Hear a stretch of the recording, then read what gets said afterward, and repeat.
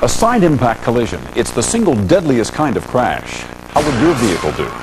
Tonight, see for yourself as we bring you the results of the first government side impact tests of SUVs, pickup trucks, and minivans. And the results may surprise you. Here's Chief Consumer Correspondent Lee Thompson with a Dateline Consumer Alert. We're going to run the test. Stay clear of the track. We're going to run the test.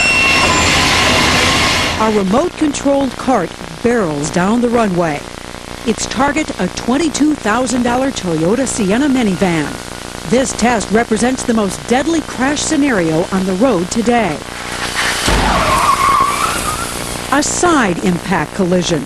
Crash for crash, this is the most violent, the most likely to cause a fatality. As the head of the National Highway Traffic Safety Administration, Ricardo Martinez oversaw all the government's crash testing programs. And as a former emergency room doctor, Martinez has seen firsthand the deaths and injuries caused by side impact crashes in the real world. And he says, while those types of crashes occur less frequently than frontal crashes, side impact crashes are more severe, last year resulting in more than 10,000 deaths.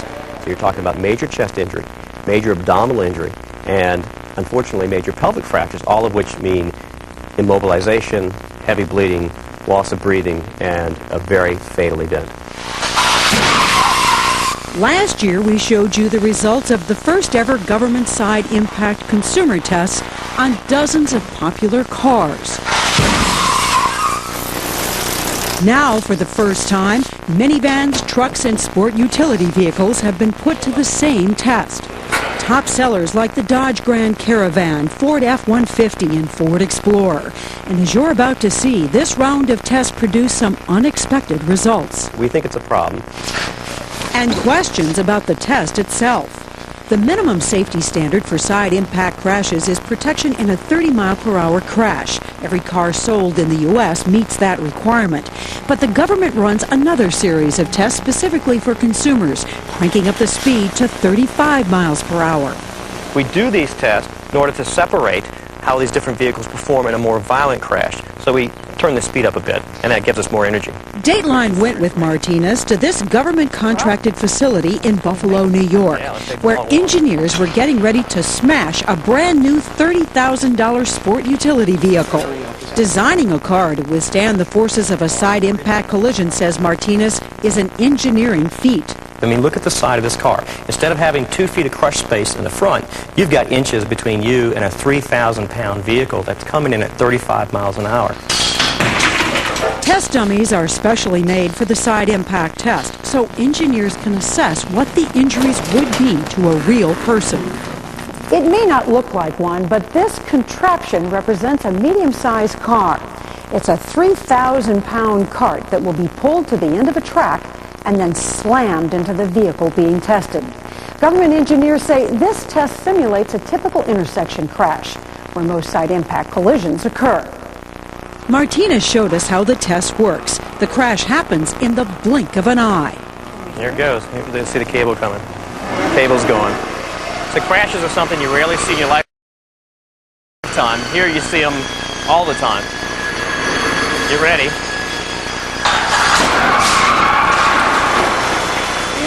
That's powerful, huh? Let's go take a look. Most of the forces came here, but you can see all the way across. And then our dummy's moved over a little bit. Look at the impact. Look at this. Oh.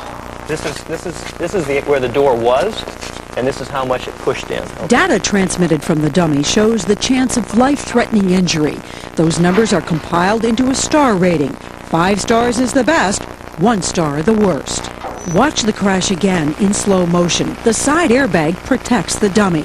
It turns out every vehicle with side airbags did well in the 35-mile-an-hour test, although many without side airbags got 5 stars too. It is astounding that these dummies do as well as they do. Yeah, and I think that what's important here, the only reason they do well with that much crush is because you're sitting higher than where the crush came in. Compare the impact on the sport utility vehicle on the left versus the cart hitting a much smaller car on the right. The dummy in the car takes a direct hit to the body, while the dummy in the SUV barely moves. But does being higher off the ground always mean a safer ride? Let's take a look at the rest of the SUVs, trucks, and minivans. This is the Ford 150 truck, which did pretty well. The Ford F-150 is the biggest selling vehicle in the country. Just look at where the top of the barrier is in relationship to the windowsill on this. You'll see that it hits fairly low down, so it's going really at the pelvis and below. So the chest and the abdomen, some of those other parts of the body we're concerned about, aren't really involved in the crash. 5 stars for the F-150. But now, the Toyota Tacoma. Look at the difference where the top of that barrier is to the window heights now. It's hitting straight into it. It's an older design, and so the pelvis loads are actually very high. Is this a potential fatal? Yes, this is a very serious and potentially fatal crash, and the bottom line is that you can do better. How do all the trucks stack up? The Ford F-150, Ford Ranger, Dodge Dakota, and Mazda B-Series all get 5 stars from the government. The Nissan Frontier gets 4 stars. The Chevy S10 and GMC Sonoma get 3 stars, and the Toyota Tacoma gets only 1 star. Toyota told Dateline that while the Tacoma meets or exceeds all government safety standards, company engineers are evaluating why it did not score better in the side impact test. Next, the minivans. Look at the Chevy Venture, another big seller. Look how severe it is. There's a lot of intrusion. It's a very violent event. The vehicle begins to push away, but when you look at the measurements on the dummies, turns out both of them did fairly well. The dummy in the driver's seat gets 5 stars, and just as important, the backseat dummy also gets 5 stars. In fact, all the minivans tested performed well.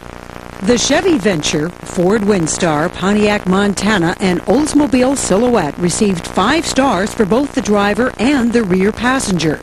The Chrysler Town & Country, Dodge Grand Caravan, and Plymouth Grand Voyager also got 5 stars for the driver and 3 stars for the rear passenger. And the Toyota Sienna got 4 stars in the front and 5 in the back. The final group is the sport utility vehicles. One of the best SUVs, the Nissan Pathfinder. Well, it came out very good in the side impact. It's 5 for the driver and 5 for the passenger, which is as good as you can do. All of these SUVs got 5 stars for both the driver and the rear passenger, including big sellers like the Ford Explorer and Chevy Blazer. The Jeep Grand Cherokee got 4 stars in front and 5 in back, while the standard Jeep Cherokee received 3 stars in front and 5 in back. That's the good news about SUVs, but there's something else. Something government crash testers have never seen before. Well, some of them, after the crash occurred, would then go on to roll on their side, and that disturbed us. The Honda CR-V tipped over during the test. So did the Isuzu Rodeo, also sold as the Honda Passport. Here's the impact, here's the crash, and then you see it does actually fairly well in the crash. There's a little pause, and because it's high center of gravity, it finally rolls on its side. Despite the tip-overs, both the Rodeo and the Honda CR-V received 5 stars from the government because the dummies recorded no major injuries.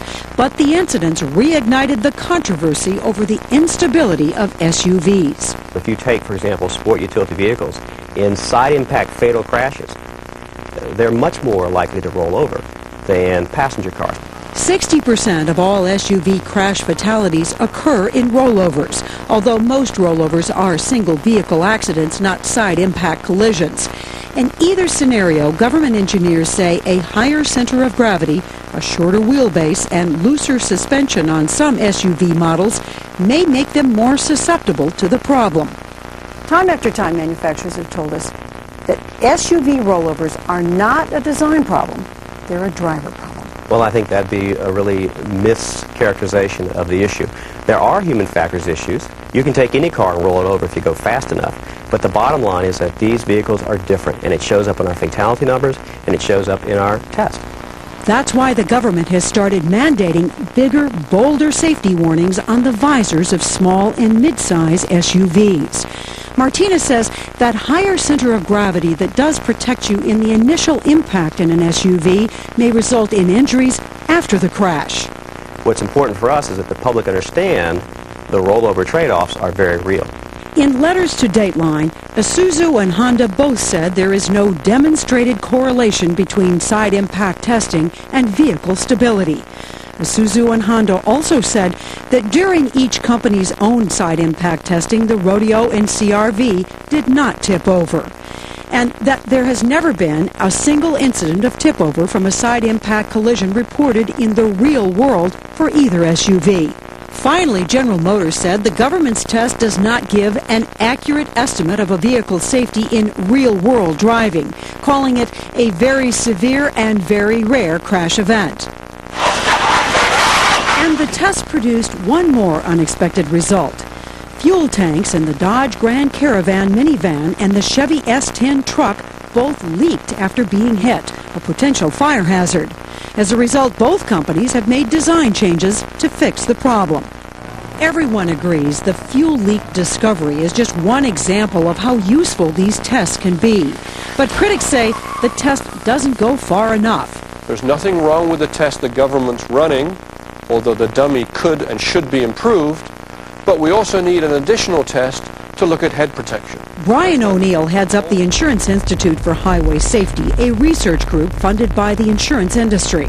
O'Neill and others have criticized the government for using an inferior crash test dummy that doesn't measure head or neck injuries, thus not giving credit for one of the newest protection devices on the market, the head airbag.